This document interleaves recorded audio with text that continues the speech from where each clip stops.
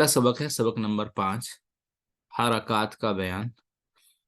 تو حرکات حرکتن کی جمع ہے۔ حرکت آپ کو پتہ ہی ہے، کسی چیز کو ہلانا، حرکت دینا۔ تو حرکات زبر زیر پیش کو کہتے ہیں۔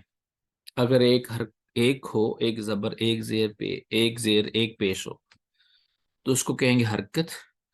اگر تمام کی بات کر رہے ہیں، مطلب زبر زیر پیش سب کی بات ہم کر رہے ہیں، تو اس کو کہیں گے حرکات۔ یہ آواز جیسے الف کھینچ کے لمبا کر کے پڑھتے ہیں، اس کو آدھا پڑھا جائے جیسے، تو پھر وہ زبر کی آواز ہوگی،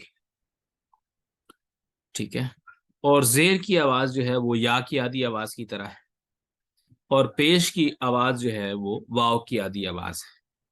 یہ آدھی کیسے ہے انشاءاللہ آگے ہم اس کو پڑھیں گے تو پھر آپ کو یہ بات سمجھ آ جائے گی۔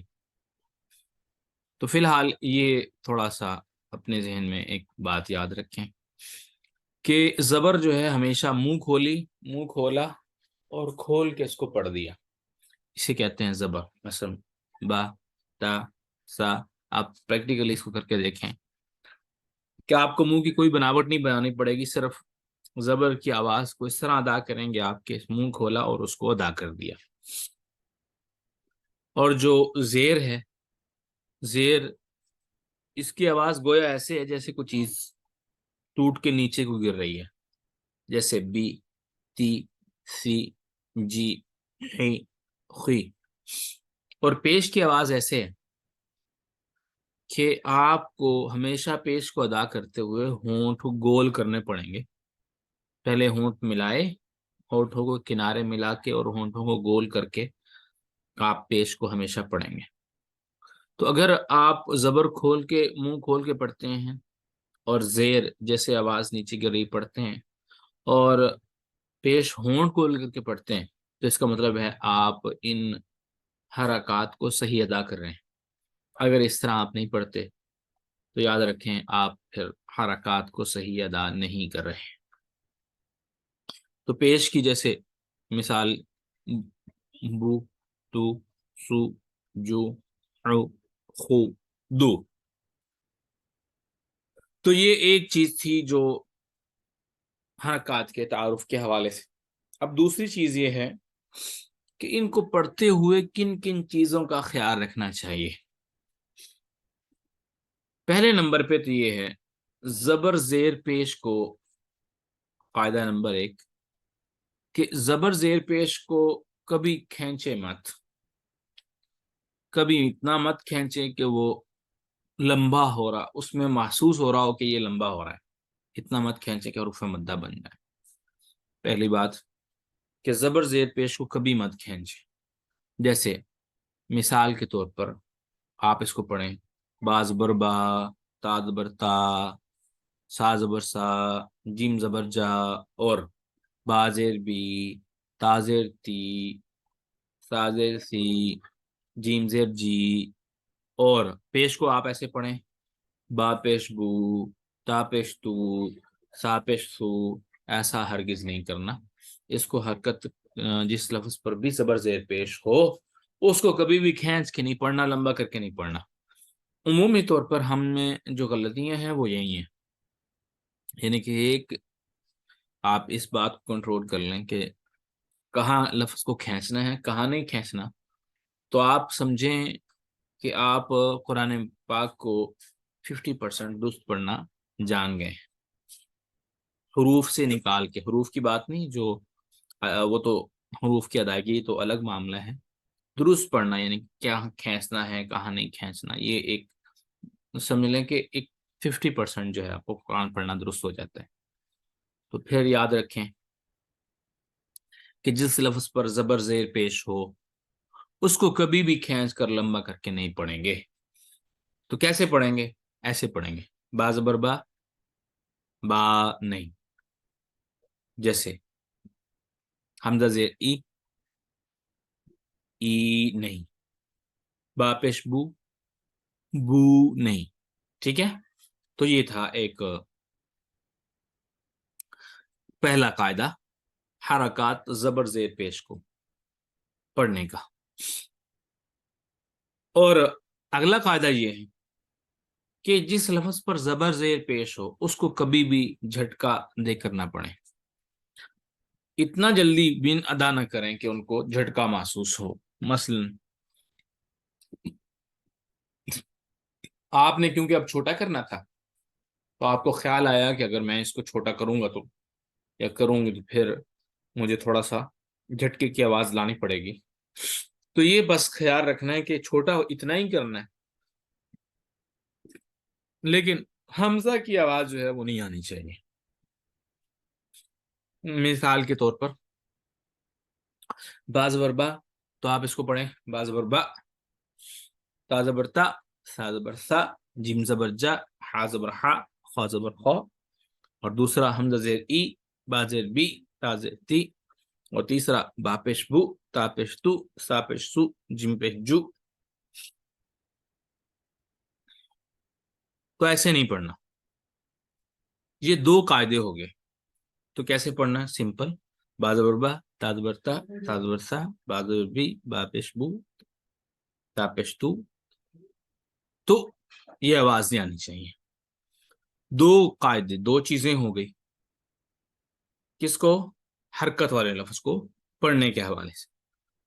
اور یہ بھی یہاں پہ یاد رکھیں کہ جس لفظ پر حرکت ہو اسے عربی میں متحرک کہتے ہیں، متحرک، متحرک حرکت والا، متحرک کہتے ہیں اسے۔ تیسرا قاعدہ جو کہ یہاں اس نے بیان نہیں کیا، آپ ذہن میں رکھیں کہ زبر زیر پیش والے حرف کو کبھی مجہول نہ پڑھیں، معروف پڑھیں۔ مثلا ایسا نہ پڑھیں، یہ نہ پڑھیں کیا کہ بیزر بے، تیزر تے، سیدر سے، بے پیش الحمدو للہ رب العالمین، یہ ایسے نہیں پڑھنا۔ تیسری بات، پہلی بات کہ جس لفظ پر زبر پہ زیر پیش ہو اس کو کھینچ کے نہیں پڑھنا۔ دوسری بات کہ جس لفظ پر زبر زیر پیش ہو اس کو جھٹکا دے کے نہیں پڑھنا۔ تیسری بات، جس لفظ پر زبر زیر پیش ہو اسے مجہول نہیں پڑھنا، ایسے نہیں پڑھنا کہ اس میں جو ہے وہ حرکت ہی معلوم نہ ہو کون سی پڑھی جا رہی۔ مثلا اگر میں کہوں بے زیر بے، تو آپ کو یہ آواز دو کے درمیان ہے، مثلا ایک تو زبر کے درمیان ہے، ایک زیر کے درمیان، تو پڑھنے والا نہیں جان سکے گا کہ میں زیر پڑھ رہا ہوں، یا پھر سننے والا نہیں جان سکے گا کہ میں زیر پڑھ رہا ہوں کہ زبر پڑھ رہا ہوں۔ تو اس لیے یہ بات جو ہے اس کو آپ مد نظر رکھیں۔ یہ تین قاعدے ہو گئے اس حوالے سے، دو اس نے یہاں پہ ذکر کیے ہیں، تیسرا جو ہے وہ آپ ذہن میں رکھ لیں۔ اگلی بات یہ ہے الف کے حوالے سے، خاص طور پر کہ الف کے متعلق یہ قاعدہ ہمیشہ یاد رکھیں عربی میں قرآن پڑھتے ہوئے، وہ یہ کہ الف پر اگر کسی بھی قسم کی کوئی سائن، کوئی نشانی آ جائے، یعنی کہ کوئی سمبل، علامت آ جائے، تو وہ الف الف نہیں رہے گا، پھر حمزہ بن جائے گا۔ مثال کے طور پر الف پر زبر آ جائے، زیر آ جائے، پیش آ جائے، جزم ہو، وہ الف نہیں ہوگا بلکہ حمزہ ہوگا، لہٰذا اس کو جھٹکے سے پڑھا جائے گا۔ حمزہ کو جھٹکے سے پڑھا جائے گا، الف کو نہیں۔ جیسے آ، ای، او، آ اور آ، ٹھیک ہے، تو حمزہ کو ہمیشہ جھٹکے سے پڑھیں گے۔ الف صرف وہ ہے، الف پھر کیا ہوتا ہے؟ الف وہ ہے جو حرکت یا جزم کے بغیر ہو، اس سے پہلے زبر ہو تو اسے بغیر جھٹکا سے پڑھائیں، ٹھیک ہے، کہ الف ہمیشہ کیا پڑھا جائے گا؟ جھٹکے کے بغیر پڑھا جائے گا۔ تو اگر اس سے پہلے زبر آ جائے تو اس کو پھر لمبا کریں گے، ٹھیک ہے، یہ دوسرا قاعدہ ہو گیا۔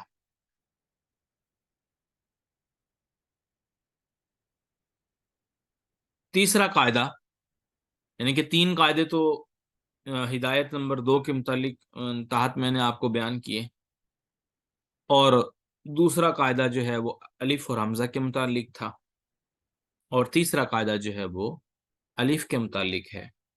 وہ یہ کہ الف سے پہلے اگر کوئی موٹا حرف آ جائے،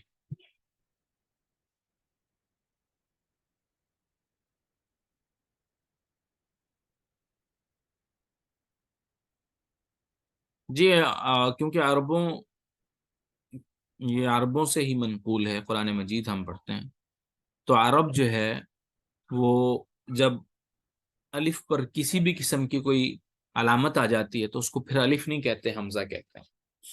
تو زبان کیونکہ ہماری اپنی نہیں ہے، تو جیسے عربوں سے ہم نے پڑھا، ہم نے سیکھا، عرب جیسے پڑھتے ہیں تو اسی کو فالو کریں گے، کیونکہ وہ قرآن مجید کو پڑھنے کا بھی درست طریقہ جانتے ہیں اور اپنی عربی زبان کے متعلق بھی۔ اگلا قاعدہ یہ تھا کہ الف سے پہلے اگر کوئی موٹا حرف ہو تو الف موٹا ہوگا، الف سے پہلے اگر باریک ہو لفظ ہو تو الف بھی باریک ہوگا۔ مثال کے طور پر الف سے پہلے جب موٹا حرف آیا، جیسے دیکھیں قول، قو، اب میں نے قو کو کہا، قاؤ، قاؤ نہیں بلکہ قو، الف بھی ساتھ ہی موٹا ہو جائے گا۔ اسی طرح اگر باریک لفظ ہے تو الف بھی ساتھ باریک ہو جائے گا، جیسے کا، قول، کان۔ تو یہ تھے آج کے چند قواعد، اور ایک لائن ہم بطور تجربے کے پریکٹیکل کرنے کے لیے پڑھیں گے۔ تو حمزہ زبر ا، با زبر با، تا زبر تا، سا زبر تا، جیم زبر جا، ہا زبر ہا۔ تو یہ اس طرح پڑھنا ہے۔ پڑھنا کیسے نہیں ہے؟ پہلے نمبر پہ با، تا، سا، جا، ہا، اور دوسرے نمبر پہ با، تا، سا، جا، ہا، ایسے نہیں پڑھنا، اور تیسرے نمبر پہ ایسے نہیں پڑھنا، بے، تے، سے، جے، ہے، ایسے نہیں پڑھنا۔ تو کیسے پڑھیں گے؟